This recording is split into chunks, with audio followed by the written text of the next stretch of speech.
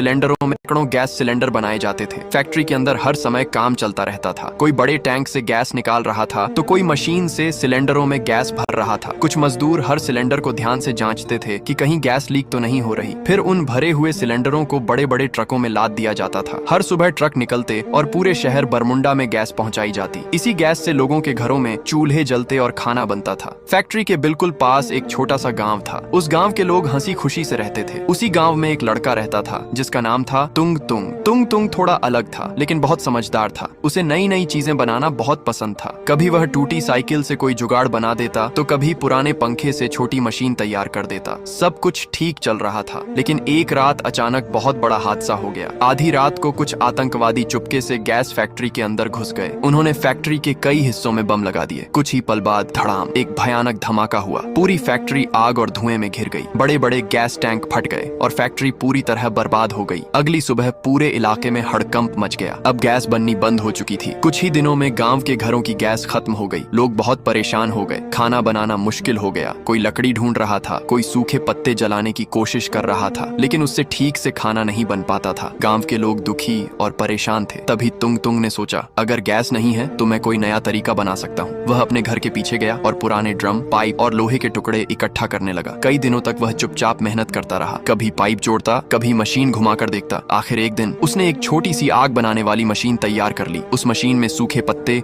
भूसा और कचरा डालते ही मशीन के अंदर से तेज और लगातार आग निकलने लगी। अब उस आग पर आराम से खाना पकाया जा सकता था। तुंग तुंग ने वह मशीन पूरे गांव को दिखाया। गांव वाले हैरान रह गए। अब बिना गैस के भी उनके घरों में चूल्हे जलने लगे। कुछ ही दिनों में तुंग तुंग ने ऐसी कई मशीनें बना दी। पूरा गांव खुश हो गया। लोग तुंग तुंग की खूब तारीफ करने लगे। उस दिन के बाद गांव में एक बात सबकी जुबान पर थी, समस्या कितनी भी बड़ी क्यों न हो, अगर दिमाग और हिम्मत हो तो उसका हल जरूर निकल जाता है।